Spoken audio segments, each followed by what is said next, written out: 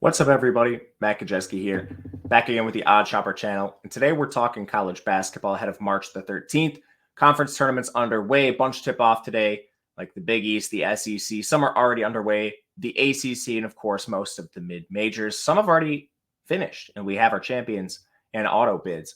But more basketball coming up. Before we get started, make sure to hit that thumbs up button, subscribe to the channel, and hit the notification bell so you know when this and all other content goes live.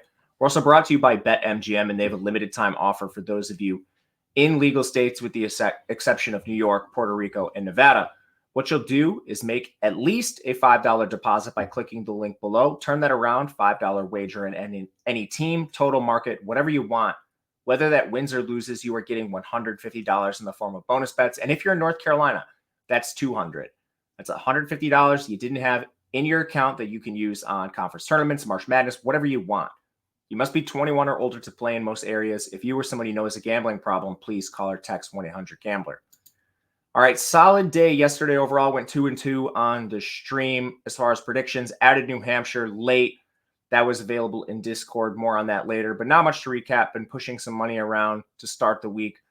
But we get into the better games coming up, and we'll kick things off in the ACC where we have Florida State taking on VT, Virginia Tech. It's a game that has some injury stuff to mention. Virginia Tech should be healthier with Lynn Kidd expected to return. He's their 6'10 center, and he's exceedingly important in this matchup. Florida State's roster is tall. They're 18th in effective height. Their effectiveness is something that we can question later, but you need bodies if you're playing Florida State, especially on the interior, and VT has that with Lynn Kidd back in the fold. Robbie Barron's still there when he doesn't foul. He's 6'9". And you have Poteet, the Rice transfer, 6'9" as well. You don't want him to play many minutes, but if he has to, you can use him in a pinch. As far as the matchup, Virginia Tech has vast advantages on offense. Aside from 30th in offensive efficiency to Florida State's 99th, effective field goal has a much wider gap. VT is 44, FSU is 197. Even with Florida State playing tall, they're horrific at defending the interior, 200th there. VT is 33rd, scoring on the inside. And then the gap from three is even worse. Virginia Tech shoots a ton of threes. They're 98th in three-point percentage, and Florida State is 286th at defending that area of the court. FSU also outside the top 200 in interior scoring and scoring from the perimeter, a team that just cannot get it done shooting and's had a lot of struggles this year. They also get in foul trouble constantly. VT is not known for drawing a ton of them, but Florida State 326th in fouls committed is also a very bad metric for them. Baba Miller, a lot of the time, is the culprit of these numbers. But all this to say, you've got Virginia Tech as a pretty good value here.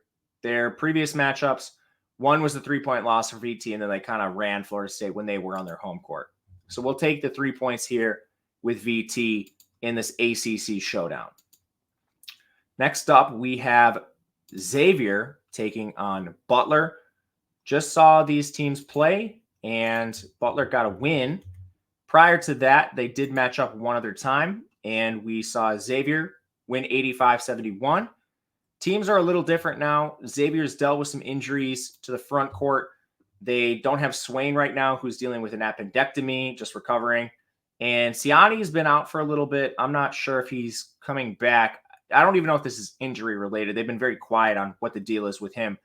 But anyway, that shortens your rotation in the front court, and Xavier's not exactly the best team in that area of the floor. Anyway, Abu Usman has been a liability. He's the 6'10 transfer, basically trying to get him under 20 minutes a game has kind of been the goal. They played Lazar Djokovic over 20 minutes last game, which was a surprise. He's the 6'10 freshman. Prior to that, they'd been playing Enze at the 5, who's a 6'8 freshman, but I don't know. Regardless, like outside of Usman, you're basically playing Djokovic, Enze, or Siani at the 5, and they're all freshmen who have severe liabilities, probably will be good at some point, but just haven't gotten there yet. Otherwise, Butler, they've been decent in that area of the floor. Jalen Thomas has actually given them good minutes. Andre Screen, you can play in a pinch. He's 7'1". And Jameel Telfer at 6'7", largely playing the 4, giving you good minutes. Pierre Brooks also 6'6". Butler's lineup is taller than you'd think. They don't win through their front court, but they're 78th in effective height. So that should be something they exploit over Xavier. Just from that standpoint, Butler's 136th at interior scoring, some of that coming from the guards, obviously. But then there's also a gap from 3. Butler, 95th at defending or at shooting 3-pointers. And the Xavier team has struggled at times there. They also don't shoot a ton of them. They're 301 in 3-point rate.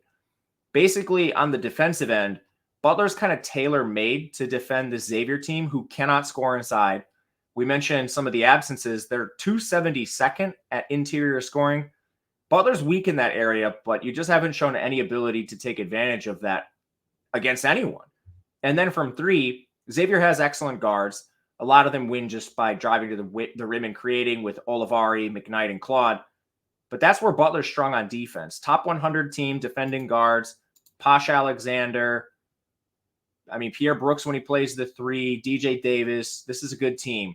And a lot of them have shown abilities to defend opposing guards and do it well, especially in this matchup, which they just won on March 6th. Otherwise, the number is important here. And I want to talk about OddsShopper in relation to this game, because you do have the ability to get this at a number that is, I think, key. So I'll bring you to our live odds screen right now and actually prove to you that this exists. Butler's available +2 on Caesars and Bet365. Basically, what this tool does is it just shows you where you can find the best odds. And the best part about it is it's customizable. You can do this based on your state. If you only play on a couple books, you can also customize it that way and find the best number, which is exceedingly important. For reference, last night, I lost a 2.5 on Rhode Island with threes available. I don't live in a legal state, so I don't have these same luxuries, but you do if you're in a legal state, and you can use these tools. There's also ways to identify plus EV bets with our market-based approach. I think that's exceedingly important. And everything's now encompassed in one package. Our Discord's there. That, I think, is the biggest value add right now as we head into March Madness. And maybe you don't know these mid-majors. Myself, Ben, we're in there. We use these tools. We identify the picks we're making, and then we provide analysis. It's also interactive, so if you have questions about a game, you can ask them there. All available for $14.95 for a week, $49.95 for a month. The link is below. Finding it exceedingly useful, and I think you will too. So check it out. It's been an awesome tool for us and will continue to be so. Also, no long-term commitments there. So that's something also worth mentioning. All right, back to the programming. Let's move to the SEC.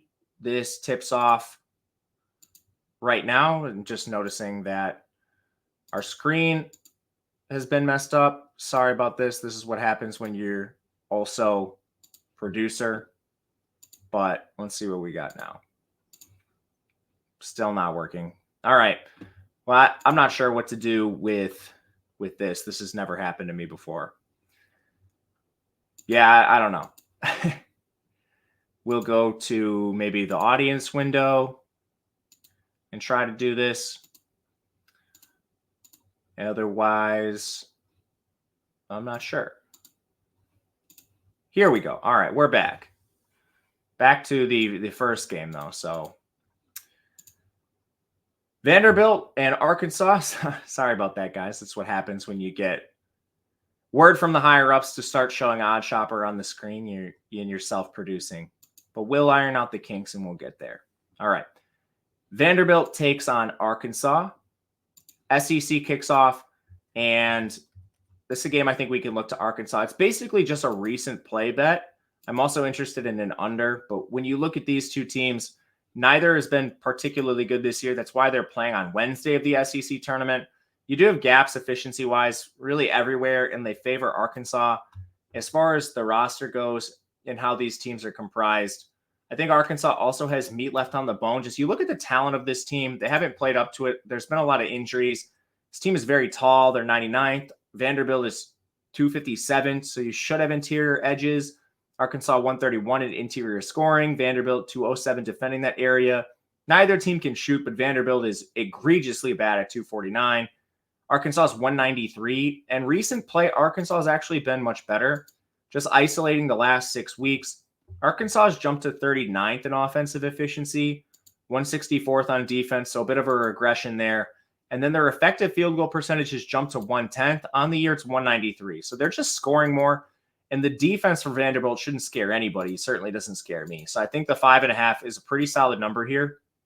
And this is widely available. Vanderbilt's actually taken some money. So one last thing, if you want to, perhaps you can just wait on this and see if it doesn't move a little bit more. But Arkansas will be the play for this game. All right, we're going to the Pac-12. Oregon State takes on UCLA. This is one where I think there's value on the underdog. There's not really many efficiency metrics that are going to favor Oregon State, that is, but it's a lot of points for a game that's going to be played at a snail's pace. You can look at the tempo for both these teams.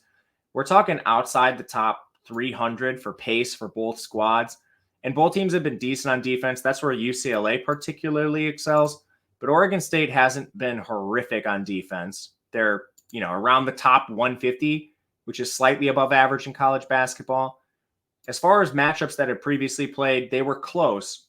UCLA has won them both, but the first one, it was a single-digit win that was on the road, and then they won by 8 points at home. So we're playing right around the spread, factoring in home floor. So Oregon State has kept it close is the main point here.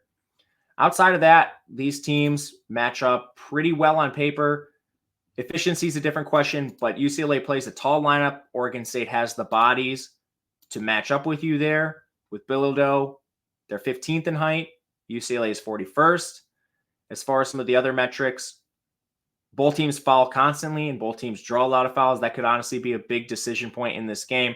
Oregon State's actually the better team free throw shooting percentage-wise. Oregon State actually has advantages defending the perimeter. The edge on the interior goes to UCLA. But at the end of the day, the only point I'm really trying to make here with an Oregon State +7 is that there are some advantages that point Oregon State's direction. So in a game with a total that's just exceedingly low and a game where you're getting a lot of points in that environment, there can be some value on the Oregon State side. Big 12, Kansas State takes on Texas. This is one we're looking at the Texas side -4.5. I expect this to go through 5. A lot of it just comes down to Texas's play with full health. Disu missed a lot of time. He got injured in their second most recent game positively. He returned to the floor in their last contest to close out the regular season, and he should give Texas a big advantage over Kansas State. This Kansas State team, awesome on defense, cannot score whatsoever. Texas has jumped into the top 40 in both offense and defense, and this is kind of what we expected from this team coming into the season with their roster and Asmus and Hunter back, and then Disu getting healthy. This is where we thought we were going to see Texas. As far as the metrics, Texas 47th in effective field goal. Kansas State is 211th. Interior scoring, not even close, 59th for Texas. You have 123 for Kansas State. 3-point percentage, 42 for Texas, 281 for Kansas State. And the only place Texas is really weak on defense is defending opposing guards. They're 238th in 3-point defense. Kansas State, 281st again in 3-point percentage. They don't shoot threes well whatsoever. And lastly, you have a turnover margin that favors Texas. Kansas State, this surprised me, 350th in turnovers committed, 350th. There's only 12 teams worse in all of college basketball. Texas is 76th at generating them. This should be a big win for Texas on the defensive end, even with Kansas State holding the superior metrics overall. I think there's edges to be exploited here for the Texas side. So we'll back them at -4.5 in this spot. Next up, back to the SEC. Missouri takes on Georgia. This is one that likely moves in favor of Georgia. There were 2.5s last night, 2s. I grabbed a 2 myself, but they've moved to 3. I wouldn't be surprised if they move further. This just doesn't make any sense efficiency-wise. Georgia's a top 100 team offense, defense. They're way better rebounding. Missouri's outside the top 100 in every category. Their rebounding rank is 348th. I'm just not sure where they hold a single advantage over Georgia. Height, Georgia's taller, 30th. Missouri's 49th. Rebounding, we already talked about that. Then you get into some of the ancillary metrics. The only thing that really favors them is true shooting stuff. Missouri's 187th in effective field goal. Georgia's 226th. On the interior, you do have a superior shooting percentage, but that's also kind of a wash because they're so bad at defending that area of the floor. So yeah, Georgia is only 199th scoring there, but Missouri being well outside the top 200 on the interior, that's a big concern. And then from 3, the gap is wider in favor of Georgia. So you do have a ton of opportunities from 3 if you can actually hit them for Georgia. Rebounding favors them. They're better on the offensive glass. Turnover margin favors them as well. It's a spot where Georgia makes a lot of sense in this opening round of the SEC tournament. A couple more we'll get to. One in the Pac-12. Arizona State takes on Utah. We're just strictly looking at an under here. Pacing, this is one which might get a little concerning for you. Arizona State, they've been 102nd in tempo, Utah 66th. But when you look at the last 6 weeks, Utah has remained basically consistent. 68th is their tempo in that span. But Arizona State has dropped to 187th, so a team playing much slower. They've dealt with a couple injuries, and they've just been bad on offense. They're 211th. They win on defense. They pressure you. They'll press a lot. And some teams can handle that. Other teams cannot. But ultimately, they're slowing their own offense. And as far as turnovers committed go, Utah, they're in the top half of the country. They're only 135th there. So a pretty solid team with their ball handling. I'm not worried about that a ton in this matchup. And honestly, as long as you can stretch out these possessions, this should work in Utah's favor. Both teams are also awesome on defense. Arizona State 56th, Utah 44th. And I'm not sure where Arizona State scores to begin with. They're 285th in effective field goal. Utah much better there, 50th. But again, they'll have to contend with an Arizona State defense that's actually pretty competent. So we will back an under 145.5, expecting this to come down even further throughout the day. And I believe this is the last. Oh, it's not the last one. Second to last one. This is a bit of a greasy one if you're not into the totals. They haven't been a strong point for me this year. Perhaps you skip this. But in the A-10, St. Joseph takes on George Mason. And this is a game with a 136 total that's continuing to come under. I think we can potentially start looking at some buyback on the over in this game, just due mainly to raw offensive efficiency. Pacing, a bit of an issue. St. Joe's is fast, and they've actually risen in tempo. They've gone from 105 to 58 in the last 6 weeks. You basically have George Mason parked at 340th, so they're going to drive a lot of this, and that's why it's coming in so low. But both these teams are awesome on offense, 81 to 104. It's been pretty consistent. George Mason's actually jumped a little bit. They've gone all the way up to 97th. And defense for these two teams, it's decent. It's above average, but it's nothing that we can really write home about. And as far as advantages for these two teams, I think there are advantages to be had. George Mason should be able to score on the perimeter. Both teams really should be. You look at three-point defense. St. Joe's is 184. George Mason is 238. We have two pretty decent three-point shooting teams. St. Joe's at 70th, George Mason at 127th. So there's a couple advantages there. Rebounding, George Mason is 44th. St. Joe's is 155. George Mason does attack the offensive glass more. So they're ceding some effective field goal percentage, 94 to 64, but they do make up for some of that in offensive rebounding. All this to say is you have pretty good offenses efficiency-wise. There's a weakness for both teams on defense. It happens to be the same thing in three-point defense, and two teams that shoot threes well. So, I mean, the efficiency stuff, the pacing, this lines up to an over for me. I think this is probably the lowest you're going to get at 136.5. So I'm no problem taking it, but I'm comfortable with the 137 if that's what you get to. Last one, nice rivalry game here. Montana State takes on Montana. I'm taking a dog in Montana State, and this might be concerning. We've seen this game play out twice this year. It wasn't extremely close either time. Montana won both of them. First one, 87-77. That was on the road playing at Montana State. Second one, Montana was at home. It was an 88-69 score, so they've kind of rolled them both times. But I cross-referenced this with some of the industry models that are public to see that I wasn't crazy, and they both had these around 4 points, which is similar to where my model made it. And the efficiency metrics on the screen aren't that flattering for Montana State, especially on offense. They're 280 or 228 to Montana's 84. But on defense, they do hold an edge. They're nearly 100 spots better in total defensive efficiency. And then this offensive edge, I think, might be closer than we think. You look at some of just the true shooting metrics. Montana State is 51st in effective field goal. Montana's 34th. Interior scoring, Montana 79th. Montana State 79th. Montana's 28th. From three, Montana State has an edge. They're 36th. Montana's 74th. So you have both teams really good at shooting, and Montana State does hold edges.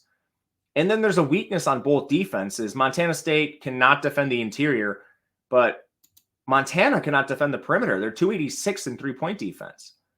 Rebounding, it does favor Montana. That kind of works right in line with their height advantage, and it works right in line with their advantage on the interior.